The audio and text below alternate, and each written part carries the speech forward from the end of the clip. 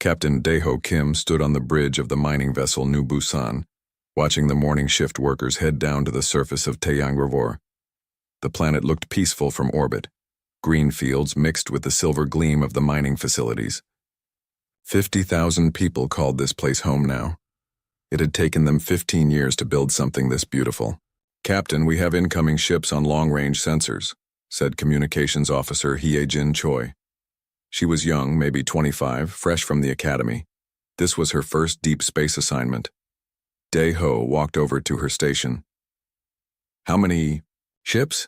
12, no, 15. They're big, sir, much bigger than our cargo haulers. "Any identification signals?" Hye-jin shook her head. "Nothing on any channel. They're not responding to our standard greetings."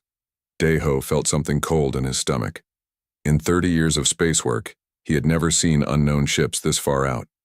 The outer colonies were peaceful places. Pirates didn't come this far from the trade routes. "Put me on General Comm." "You're on, Captain." "Unknown vessels, this is Captain Daeho Kim of the civilian mining ship New Busan. You are approaching the Taeyang 4 colony system. Please identify yourselves and state your intentions." Silence. Down. On the planet, Dr. So-young Park was having a good morning. Her research station sat on a hill overlooking the main colony town. She studied the local plants and animals, looking for useful medicines. The work was slow but rewarding. Every week brought new discoveries. Her assistant, Jun-ho, came running into the lab. "Dr. Park, you need to see this." "What is it?" "Ships, big ones. Coming in fast." So-young stepped outside. Even without a telescope, she could see them now. Dark shapes against the blue sky, growing larger by the minute. They didn't look like human ships. Human ships were clean and bright. These were angular, aggressive-looking. Back on the New Busan, Daeho tried again. "Unknown vessels, you are entering civilian space. Please respond." The ships were close enough now to see clearly. They were warships, no doubt about it. Massive. Guns pointed forward. Armor that looked like it could stop anything. And they were heading straight for the planet. "Sir," Hye-jin said, her voice shaking. "They're powering weapons. Get me Admiral Lee at Earth Command. Emergency channel." "Sir, it will take 20 minutes for the signal to reach Earth." "Do it anyway." Daeho turned to the helm officer. "Take us away from the planet. Best speed." The alien ships opened fire. The first blast hit the orbital mining platform. 500 workers were vaporized in an instant. The second blast took out the communication satellite. The third hit the New Busan. Daeho found himself on the floor. Emergency lights flashed red. The smell of burning electronics filled the air. "Report. Hull breach on Deck 7. We're losing atmosphere." The helm officer was bleeding from a cut on his forehead. "Engines are down to 40%. Hye-jin, did our message get out?" "Yes, sir. Right before they hit the satellite." "Onabe?" The planet's surface, the real attack began. Beams of energy rained down from the sky. The main city of New Seoul disappeared in a flash of white light. The mining facilities melted like ice in summer. Dr. So-young Park's research station exploded just as she was helping Jun-ho reach the emergency shelter. The aliens were thorough. They didn't just attack the cities. They hunted down the farms, the small towns, even individual houses scattered across the continents. From space, it looked like someone was erasing humanity from the planet with careful, methodical strokes. The New Busan limped away from the carnage. Half the crew was dead. The ship was barely holding together. But Hye-jin kept transmitting. "This is civilian vessel New Busan. Taeyang 4 is under attack. Unknown alien force. 50,000 civilians. They're all dead. They're all dead." 20 light years away, Admiral Jin-woo Lee sat in his office at Earth Command. He was reviewing supply reports when the emergency signal came through. The aide who brought him the message was white as a sheet. "Sir, you need to hear this." The recording played. Hye-jin's voice, broken and desperate. "Taeyang 4 is under attack. Unknown alien force. They came without warning. No demands, no communication. They just started killing everyone." Jin-woo had served in the fleet for 40 years. He had been a young lieutenant during the last real war, back when humans fought each other over resources. That was before they learned to work together, before they became peaceful. "Confirm this," he said. "We've lost contact with 3 more colonies, sir. Hanul Station, New Mokpo, Kotsium Research Base. Same pattern. No warning. Total destruction." Jin Woo stood up slowly. He walked to his window and looked out at the earth. Blue skies, white clouds, green continents. Peaceful. "Sir, what are your orders?" Jin Woo turned back to his aide. The young man looked scared. Good. He should be scared. Everyone should be scared now. "Signal the Defense Council. Emergency session. Tell them we have a Code Black situation." "Sir, we haven't had a Code Black in 50 years. I know." Jin Woo walked to his safe and entered a code he had memorized decades ago but never used. Inside was a single red key. "And tell Fleet Engineering to begin Thunder Soul activation procedures." "Sir, the Thunder Soul has been in mothballs since the Unification Wars ended." "I know. I was there when we decided to put it away." Jin Woo held up the key. "I was also there when we swore to bring it back if anyone ever threatened human civilians again." The aide looked at the key like it was a poisonous snake. "Sir, the Thunder Soul protocol was designed for human enemies. These are aliens. We don't know anything about them." "We know enough." Jin Woo's voice was cold now. "They attack civilians without warning. They kill children. They think humans are weak." He slotted the key into his desk terminal. "They're about to learn the difference between human peace and human weakness." Across the solar system, automated systems began to wake up. In the Titan shipyards, massive doors opened for the first time in 50 years. Lights came on in sections of the facility that had been dark for decades. Construction robots emerged from storage and began their work. The Thunder Soul battleship was 5 kilometers long and covered in armor that could stop planet-killing weapons. Its main guns could crack moons. Its engines could push it faster than light itself. And it had been sleeping, waiting for the day when humanity needed to remind the universe why peace was a choice, not a weakness. On the bridge of his damaged ship, Captain Dae-ho Kim watched the stars.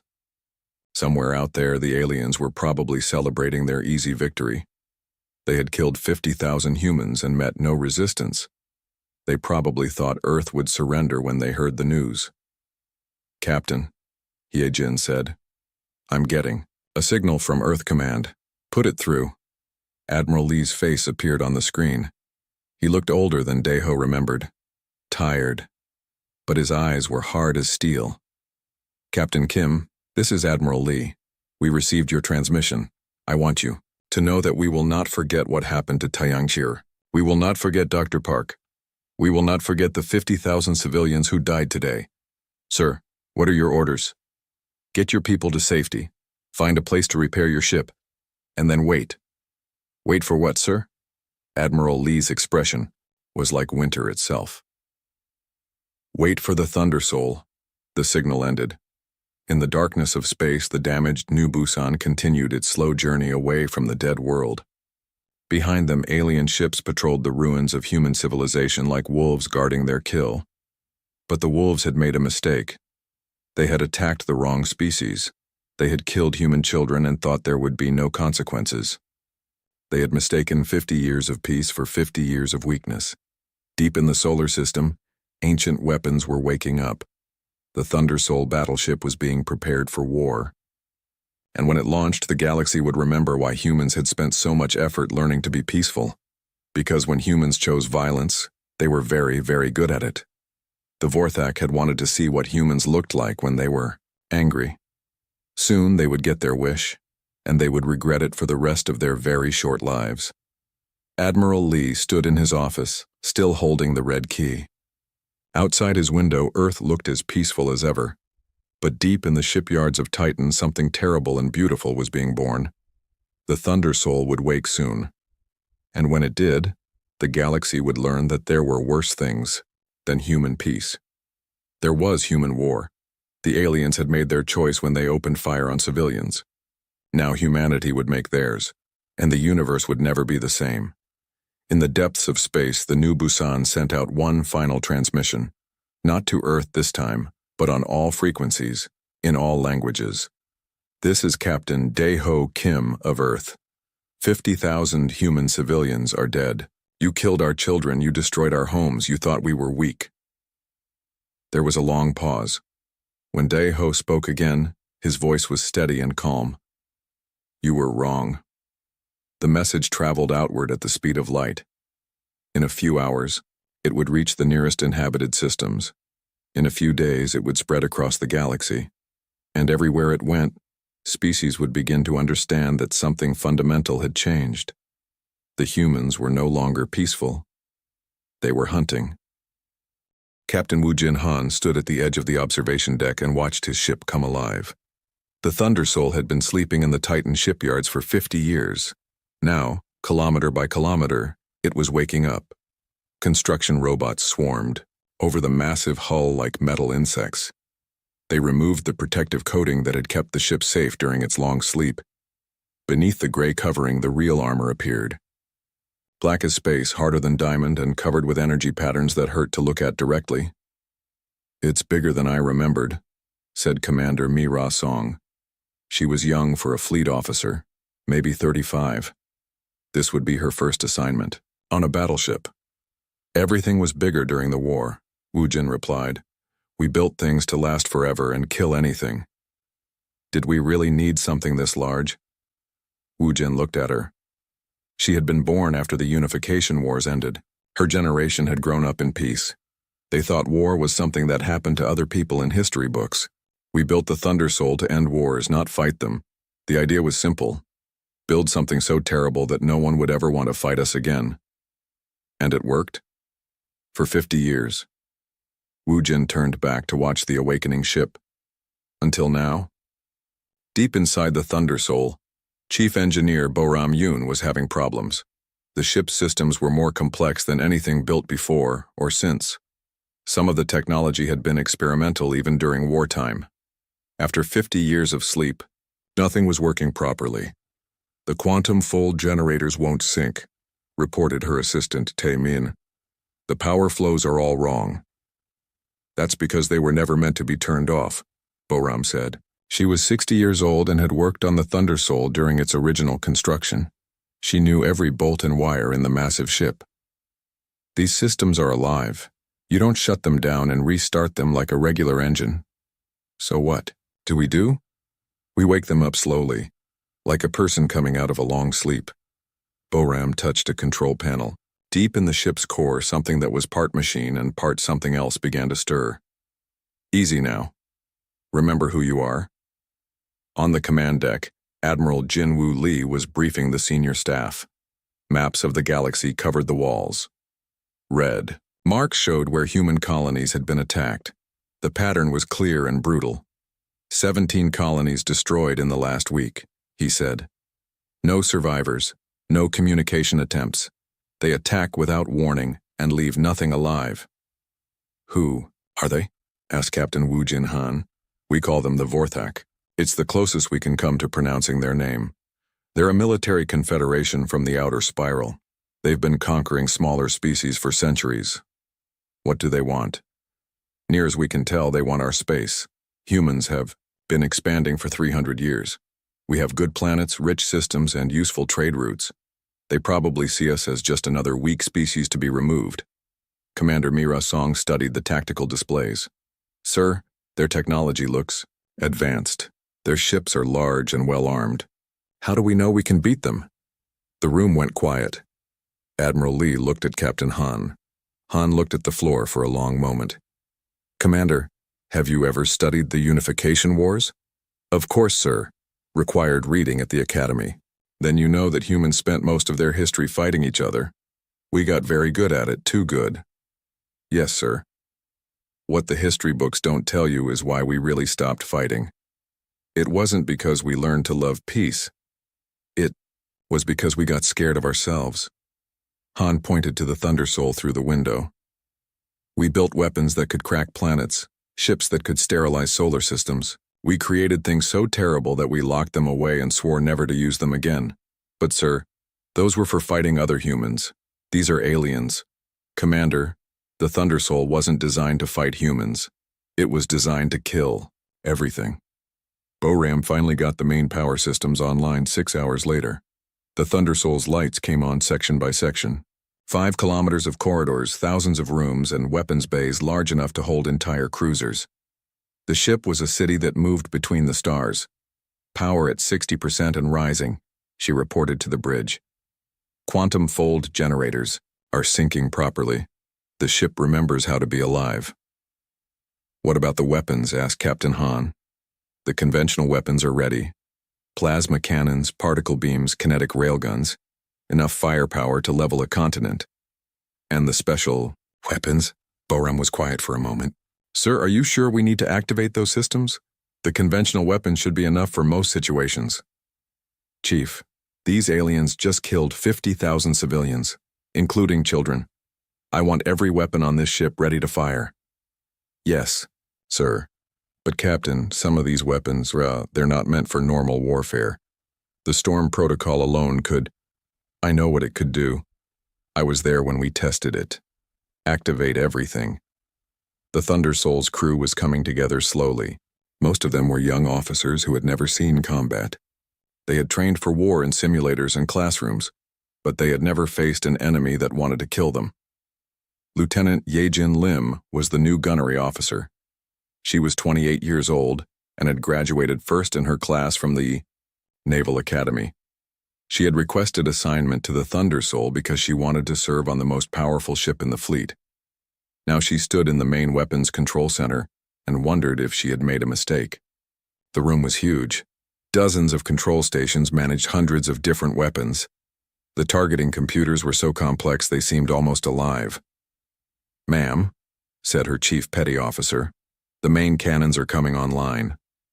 Yejin looked at the displays. The Thunder Soul carried 12 main guns, each one larger than most ships. When they fired, they didn't just destroy targets, they erased them from existence. Run a full diagnostic. I want every system checked twice. Yes, ma'am. But ma'am, why do we need so much firepower? The aliens have big ships, but nothing like this. Because, Chief, we're not just going to beat them. We're going to make sure they never want to fight humans again. Intelligence Officer Kyung-Soo Nam was studying the enemy. The surviving crews from the attacked colonies had provided some information about the Vorthak ships and tactics. It wasn't much, but it was a start. They're fast and well-coordinated, he reported to Captain Han.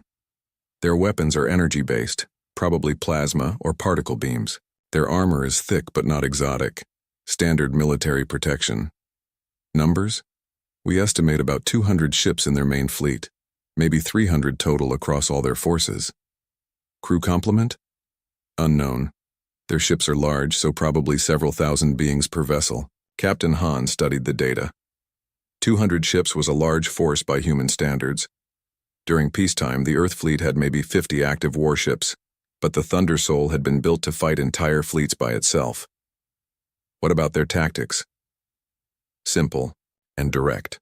They jump into a system, destroy everything quickly, and move on. No complex strategies. They seem to rely on overwhelming firepower and shock. That suggests they haven't fought anyone who could fight back effectively. Exactly, sir. They're used to easy victories. The Thunder Soul's first test came sooner than expected. A Vorthak patrol fleet was detected near the ruins of Taiyangfor. 3 ships, smaller than the main battle units, but still dangerous. This is perfect, Captain Han said. We can test our systems without committing to a major battle. The Thunder Soul jumped to the edge of the Taiyang system. The massive ship appeared out of nowhere, its black hull nearly invisible against the stars. The only lights came from the bridge and the glowing energy patterns that ran along the armor. The Vorthak ships detected them immediately.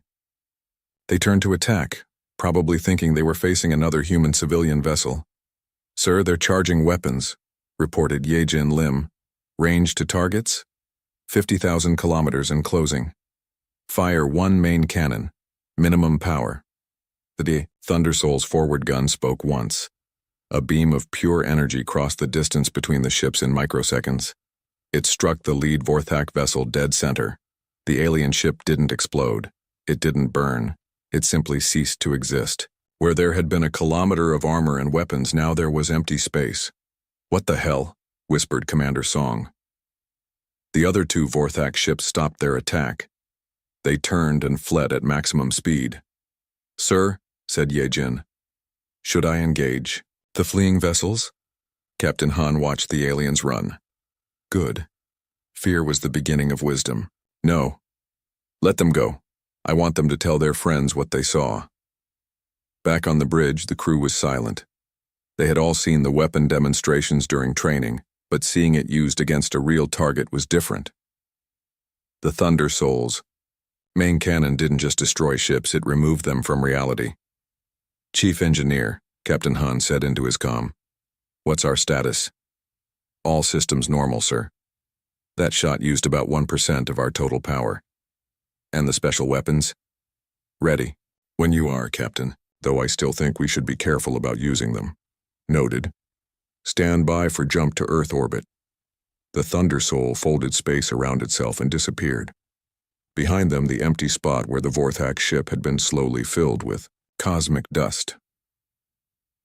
Light years away, the surviving aliens sent desperate messages to their fleet commanders. They spoke of a human ship that appeared from nowhere and deleted their companion vessel with a single shot. They described, "The Thunder Soul moved through space like a black ghost."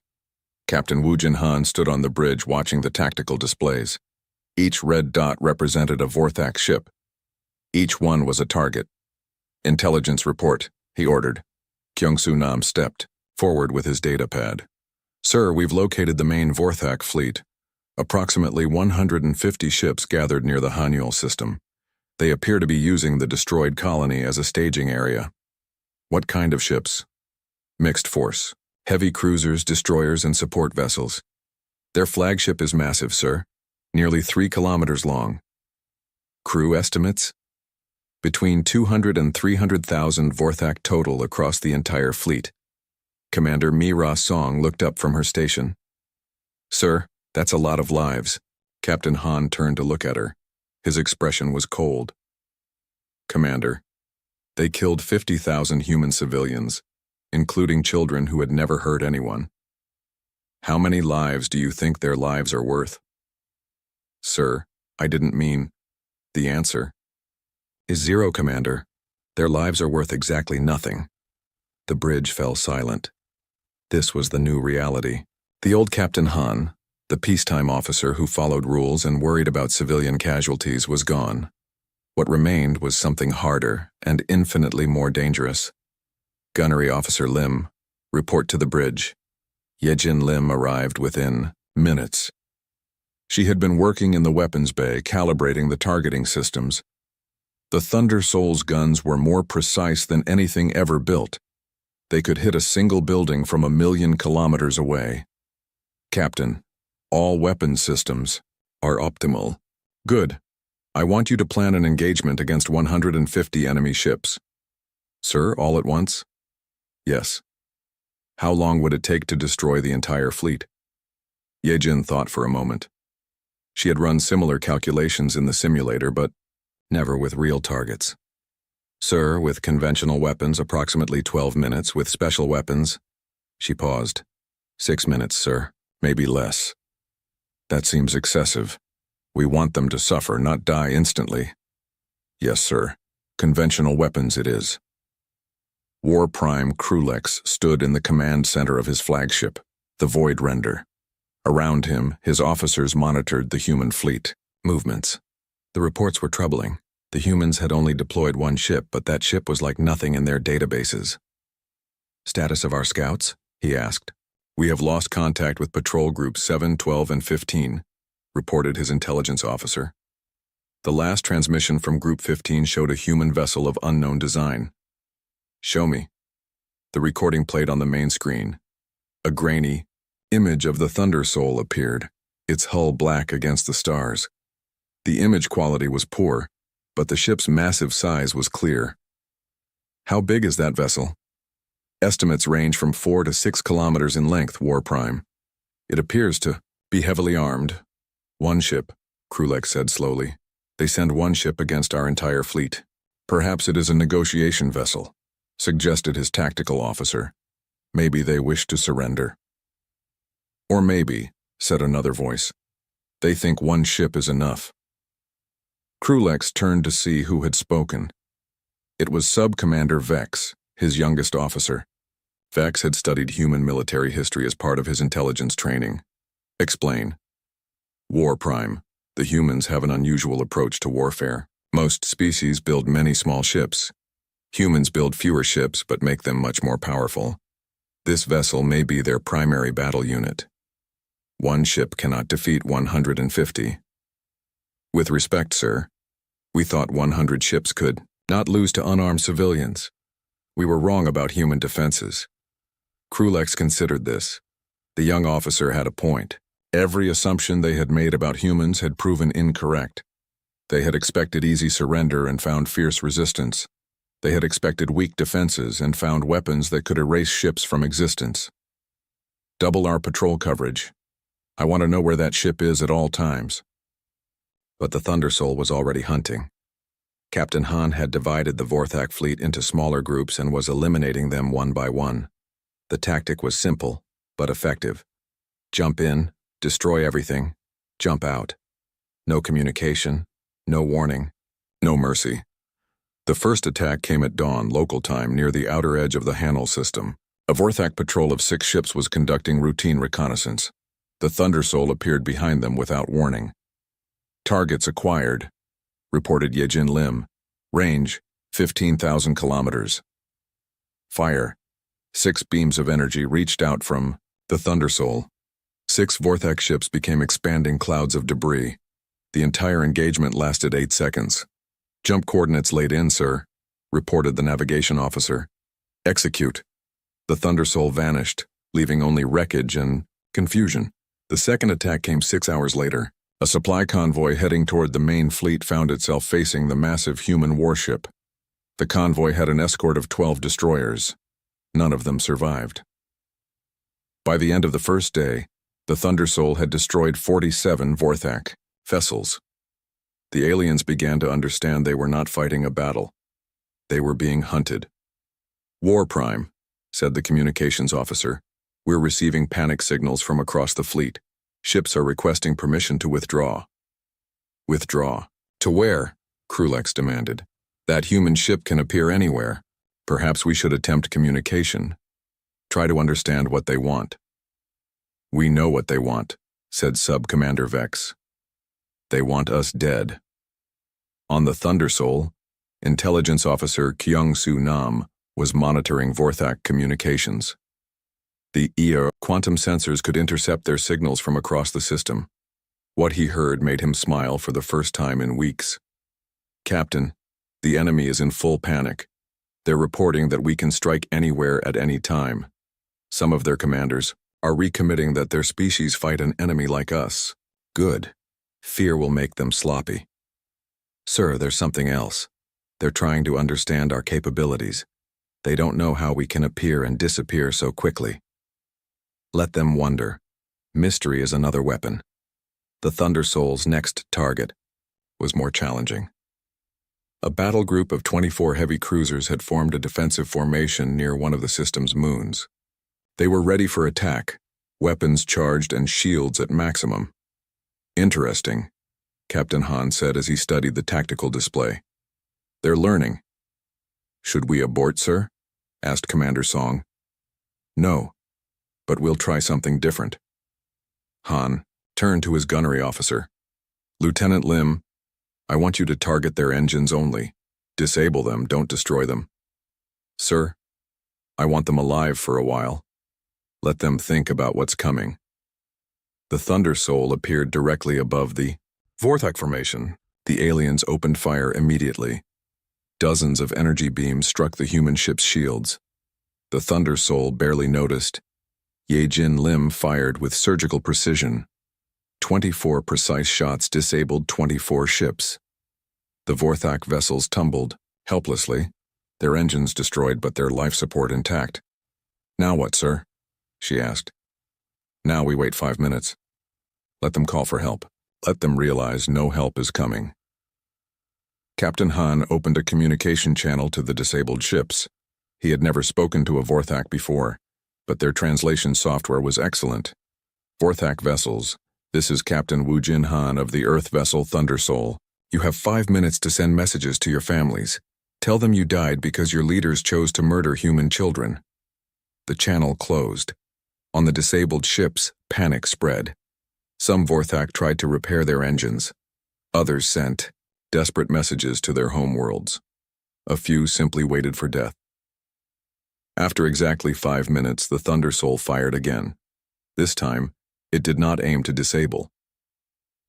War Prime Krulex watched his fleet disappear ship by ship. The humans were not just defeating his forces, they were playing with them. The psychological effect was devastating. His crew jumped at shadows. Officers questioned every order. How many ships have we lost, he asked. 73 confirmed, destroyed War Prime. Another 12 disabled and presumed lost. In how much time? 36 hours, sir. Krulex sat down heavily in his command chair. At this rate, his entire fleet would be gone within a week.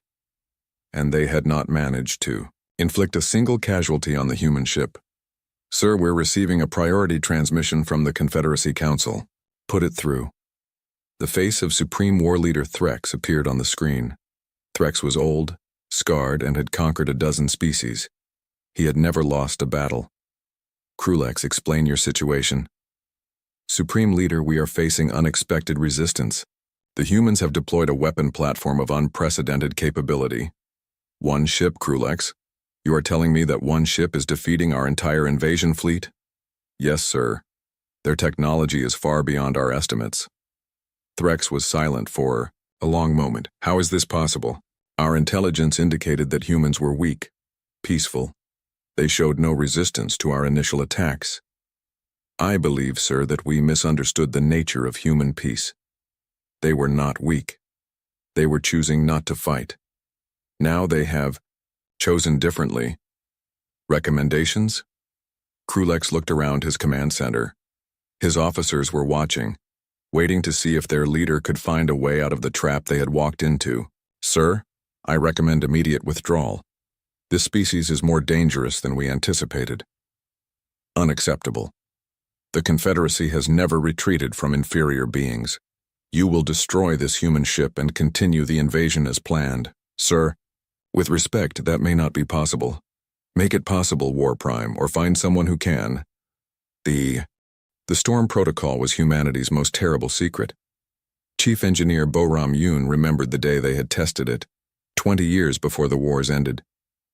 They had chosen an empty system, nothing but a dead star and floating rocks. When the test was finished, even the rocks were gone. Captain, she said over the intercom, Storm Protocol is ready, but sir, once we activate this, there's no going back. The energy signature will be visible from halfway across the galaxy. Captain Wu Jin, Han stood on the bridge of the Thunder Soul, watching the Vorthak fleet assemble in defensive formation. 78 ships arranged in a perfect sphere around their flagship. They thought numbers would save them. Chief, how many people are on those ships? Approximately 150,000, sir. And how many humans did they kill? 50,000 confirmed dead across 17 colonies, sir. Then we're still being generous. Activate the Storm Protocol. The Thunder Soul began to change. Energy patterns that had been dim now blazed with white light. The ship's hull started to vibrate as systems that had slept for decades came online. In the weapon bays, devices that bent space and time prepared for activation.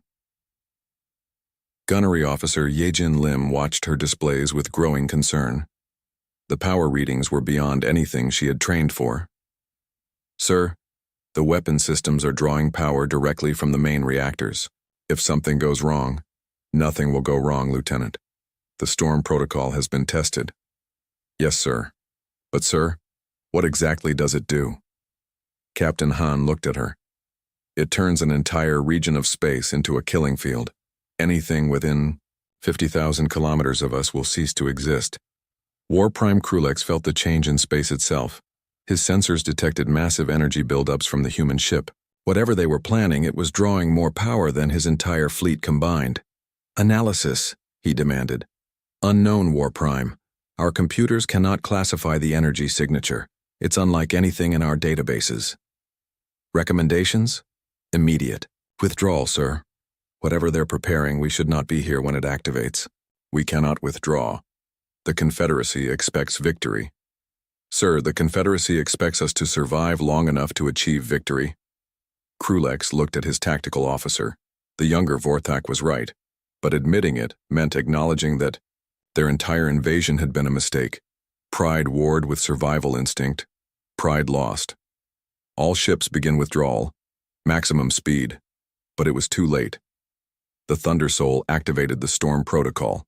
Space itself screamed. Reality twisted as the Thunder Soul's weapon system reached into the foundation of physics and broke several important laws. What happened next was difficult to describe in normal language. The area around the Thunder Soul became a storm of energy and matter. Quantum fields collapsed and reformed. Gravity became a suggestion rather than a law. Time moved differently, in different places, and everything else in that region of space simply stopped existing. The Vorthak ships didn't explode. They didn't burn. They didn't even have time to send distress signals. One moment they were there, the next moment they were not. 78 ships and 150,000 lives became nothing more than empty space. Storm protocol deactivated, reported Boram Yun. All systems normal. Captain Han looked at the tactical display. Where the Vorthak fleet had been, there was now nothing, not even debris. The storm protocol had erased them so completely that it was as if they had never existed. Sir, whispered Commander Song, what have we done? We've sent a message, Han replied, to every species in the galaxy. News of the Battle of Hunyul spread quickly. The Galactic Communications Network carried the story to every inhabited system within days. Most species refused to believe it. At first, one ship destroying an entire fleet was impossible. Then the recordings arrived. A cargo hauler had been passing through a nearby system when the storm protocol activated. Their long-range sensors captured the entire event. The footage showed the Vorthak fleet assembling, the Thunder Soul approaching, and then nothing. Just empty space where 150 ships had been. Elder Council Speaker Mithros watched the recording for the 20th time. He was over 800 years old and had seen many wars, but he had never seen anything like this. How is such a weapon possible? He asked his science advisor. We don't know, Speaker. Our physicists believe they somehow weaponized quantum field collapse. The mathematics alone should be impossible. And this ship, the Thunder Soul, it survived its own weapon? Apparently, the energy readings suggest they have some form of protection we don't understand. Mithros sat back in his chair. The Elder Council had maintained galactic peace for centuries through careful diplomacy and the threat of collective action. Now, one species had weapons that made all their carefully balanced treaties meaningless. Contact the human government, immediately. Speaker, we've been trying. They're not responding to any diplomatic channels. What about the ship itself? The Thunder Soul has not acknowledged any communication attempts. Then they intend to continue hunting. So it appears, Speaker. Ambassador Yunji Shin received her orders while serving at the Earth Embassy on Centauri Prime. She was a career diplomat who had spent 20 years building relationships with alien species. Her job was to maintain the peaceful contact that humans had enjoyed since first contact. Now her orders were very different. You will establish a new diplomatic protocol, Admiral Lee told her over the encrypted channel. Every species that wants to maintain relations with humanity will acknowledge that human space is absolutely inviolate. Any attack on human civilians will result in immediate and total retaliation. Sir, that's essentially demanding submission from the entire galaxy. Yes, it is. Sir, what if they refuse? What if other species decide that humans have become too dangerous? Then they can ask, the Vorthak, what happens when you threaten humans? Admiral Lee's expression was granite. Oh, wait. They can't. Because the Vorthak no longer exist. The Thunder Soul continued its hunt. Across 3 star systems, any ship flying Vorthak colors was destroyed on sight. Captain Han had divided his crew into hunting teams. Each team tracked different groups of fleeing aliens. "Sir," reported Kyung-Soo Nam, "we've detected a group of Vorthak ships attempting to reach neutral space. 12 vessels heading for the Calarian trade zone. Intercept course. We can't let them escape to threaten other species." "Sir, the Calarians are asking for clarification of our intentions. They're worried about their sovereignty. Tell them we have no quarrel with Calarian civilians. We're simply removing a pest problem." The Thunder Soul jumped ahead of the fleeing Vorthak ships. When the aliens dropped out of faster-than-light travel, they found the massive human warship waiting for them. This time Captain Han opened communications. "Vorthak vessels, this is Captain Han. You attacked human civilians. You killed human children. You thought humans were weak." On the lead Vorthak ship, the commander tried to respond. "Human captain, we wish to negotiate. There will be no negotiation. There will be no mercy. There will be no survivors." The Thunder Soul fired. 12 ships became cosmic dust. The Calarian observers watched in silence. The human ship had destroyed the Vorthak vessels so quickly they barely had time to register the attack, and it had done so without causing any damage to Calarian space or property. "Calarian trade zone, this is Captain Han of the Thunder Soul. The pest removal is complete. You may resume normal operations."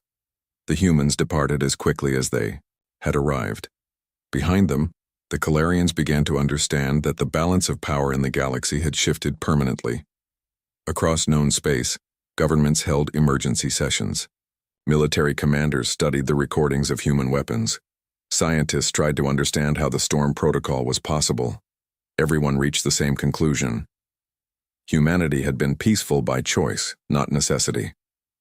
War Prime Krulex found himself in command of the last intact Vorthak force. 37 ships hiding in the outer system, trying to avoid the Thunder Soul's sensors. His officers were terrified. Half of them wanted to surrender. The other half wanted to run to the edge of the galaxy. "War Prime, we could contact their government directly, offer full reparations for the colonies we destroyed, and admit that the Confederacy was wrong to attack them." "Sir, the Confederacy no longer exists. Half our worlds have declared independence, rather than face human retaliation. The other half are demanding your removal from command." Krulex looked at his tactical displays. Where once he had commanded 300 ships and been the terror of lesser species, now he hid with a handful of survivors afraid to move. "Sir, there's something else. Our long-range sensors have detected other human ships. Dozens of them, all heading toward Confederacy space." "What kind of ships?" "Unknown design, sir. But if they're anything like the Thunder Soul..." Krulex closed his eyes. He had started this war thinking humans were weak prey. Now his entire species faced extinction because of his mistake. "Open a channel to the human ship." "Sir? I said open a channel. It's time to end this." The Thunder Soul received the transmission while hunting the last Vorthak supply depot. Captain Han listened to War Prime Krulex's words without expression. "Human Commander, I am War Prime Krulex of the Vorthak Confederacy. I wish to discuss terms of surrender." Han looked around his bridge. His crew was waiting to see how he would respond. The Thunder Soul arrived at Vorthak Prime like a dark moon. The planet below was beautiful in the way that most inhabited worlds were beautiful. Blue oceans, white clouds, green continents dotted with cities. 8 billion Vorthak lived on the surface, most of them civilians who had never even heard of humans until the war began. Captain Wu Jin Han stood on the bridge and looked down at the world that had sent killers to murder human children. Part of him wanted to activate the storm protocol and erase the entire planet. It would be justice, it would be final, and it would send a message that no species would ever forget, but it would also make him a monster. "Sir," said Intelligence Officer Kyung-Soo Nam, "we're receiving thousands of transmissions from the surface, surrender offers, peace proposals, requests for mercy. Any word from their government?" "The Confederacy Council has been dissolved, sir. The planet is under emergency civilian administration. They're asking for terms." Commander Mira Song looked up from her station. "Sir, what are your intentions?" Han was quiet for a long moment. Below them, 8 billion lives waited to see if humanity would choose mercy or vengeance. The choice would define what humans became in the galaxy. Open a channel to the planet. Channel open, sir. People of Vorthak Prime, this is Captain Woojin Han of the Earth vessel Thundersoul.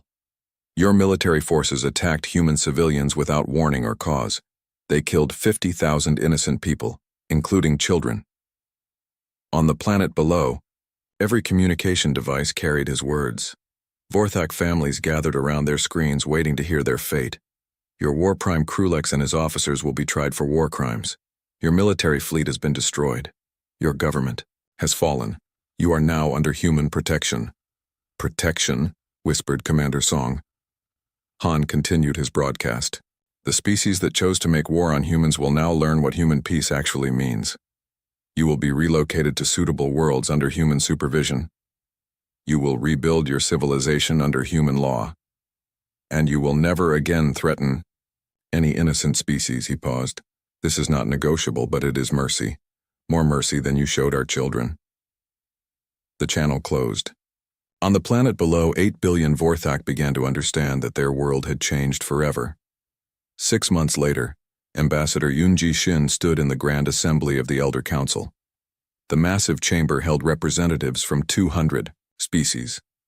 All of them were staring at her with a mixture of fear and respect. The question before this assembly, said Speaker Mithros, is how to integrate humanity into the existing galactic order. Yoonji smiled politely. Speaker Mithros, I believe you misunderstand the situation. Humanity is not seeking to integrate into the existing order. We are announcing the new order. The chamber erupted in angry voices. Representative after representative stood to protest. Humans were newcomers to galactic politics. They had no right to dictate terms to ancient civilizations. Yoonji waited for the noise to die down. When it was quiet again, she activated a holographic display. The image showed the Thundersoul battleship floating in space near the council station. This is the Thundersoul. It is currently in orbit around this station. Its weapons are powered down, but they remain operational. Are you threatening this assembly? Demanded the Keldarian representative. No. I am explaining reality. Yoonji touched a control, and the display changed. Now it showed the empty space where the Vorthak fleet had been destroyed. The Vorthak Confederacy believed they could attack human civilians without consequences. They learned otherwise. She changed the image again.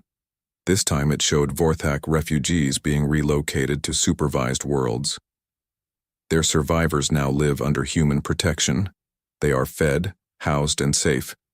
But they are also watched. They will never again have the opportunity to threaten innocent lives. What does humanity want from the rest of us? Asked Speaker Mithros. Simple.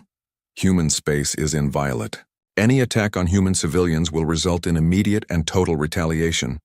In exchange, humanity will respect the sovereignty of all peaceful species. And if we refuse these terms? Yoonji looked around the chamber. Then you can ask the Vorthak what refusal means. Oh wait, you can't. Their government no longer exists. The assembly was silent. Outside, the Thundersoul waited like a sleeping predator. Fleet Admiral Min Ho Che took command of the expanded human fleet from his flagship, the New Harmony. Unlike the Thundersoul, it was a ship built for peacetime. Diplomatic missions, humanitarian aid, trade protection. But even the New Harmony carried weapons that could level cities. Admiral, reported his aide, we've received requests for human protection from 12 species in the past month. What kind of protection? The usual. Pirates, territorial disputes, aggressive neighbors. They want human ships to patrol their space. And our response? We provide protection in exchange for favorable trade agreements and diplomatic recognition of our territorial claims. Minho nodded. It was a good arrangement. Humanity got what it wanted through the threat of force rather than the use of it. Much more efficient than actually fighting wars. Any word from the Thundersoul? Captain Han is still refusing promotion and transfer orders. He says his job isn't finished. What job? The Vorthak are defeated. Unknown, sir. He won't explain. The Thundersoul patrolled the edge of human space like a guard dog. Captain Han had reduced his crew to a skeleton team of volunteers. Commander Song had transferred to a regular fleet assignment. Most of the original crew had requested new postings after the war ended. Only the core group remained. Han himself, Boram Yoon, Yejin Lim, and Kyung-Soo Nam. They called themselves the Watchers. Their job was to make sure no one forgot what happened when humans were threatened. "Sir," said Kyung-Soo, "we're receiving a distress call from the new Shanghai colony. They report unknown ships in their system." "Identification?" "Unknown species." "Sir, they're calling themselves the hegemony of Rix." Han looked at the tactical display. Another aggressive species looking for easy prey. They probably had no idea what had happened to the Vorthak. "Set course for New Shanghai. Best speed." "Yes, sir." The Thunder Soul jumped to faster than light speed. Across the galaxy, automated systems detected the massive energy signature and updated their tracking databases. Governments that monitored human fleet movements noted the Thunder Soul's destination and began preparing formal statements of non-involvement. The hegemony of Rix had never heard of humans. They were a young species, aggressive and expanding rapidly. When their scouts found the new Shanghai colony, they saw easy conquest. A single world, lightly defended, far from any major fleet bases. Their attack fleet was smaller than the Vorthak force had been. Only 20 ships. But they approached the human colony with the same arrogance that had doomed their predecessors. "Human settlement, this is Fleet Commander Zix of the hegemony of Rix. You will surrender your world immediately or face destruction." The colonial governor, Park Sung-min, had been warned about the approaching alien fleet. He also knew about the Thunder Soul. His response was calm and confident. "Rix vessels, this is Governor Park of New Shanghai. You are hereby ordered to leave human space immediately. This is your only warning." Commander Zix laughed. "Human, you are in no position to give orders. Surrender or die. As you wish." The Thunder Soul appeared. Commander Zix had perhaps 3 seconds to register the massive human warship before his fleet ceased to exist. 20 ships became expanding clouds of plasma. The engagement lasted longer than usual because Captain Han chose to destroy them one by one rather than using area weapons. He wanted the galaxy to see exactly what happened to species that threatened humans. "New Shanghai, this is Captain Han. The pest problem has been resolved. Thank you, Thunder Soul. Governor Park sends his regards." The Thunder Soul vanished back into faster-than-light travel. Behind it, 20 expanding debris clouds marked where another species had learned the lesson too late. News of the Rix fleet's destruction spread even faster than the Vorthak incident had. This time, there was no disbelief. The pattern was clear. Humans had moved beyond peace into something else entirely. Species that had been planning their own expansion into human space quietly canceled those plans. Trade routes that had been encroaching on human territory were rerouted. Governments that had been ignoring human diplomatic messages suddenly became very responsive. Dr. Hana Kim worked at the Galactic Studies Institute on Earth. Her job was to monitor alien reactions to human policies. The data she collected painted a clear picture. "Admiral Lee, sir, I think you should see this report." Jinwoo Lee took the data pad and read through Dr. Kim's findings. Charts showed alien fleet movements, trade patterns, and diplomatic communications. Everything pointed to the same conclusion. "They're afraid of us." "Yes, sir. Not just wary or respectful, actually afraid. Several species have relocated their home fleets specifically to avoid human patrol routes. The Zalarian Empire canceled a century-old expansion plan because it would bring them within 50 light-years of human space. Good. Fear will keep them honest." "Sir, there's something else.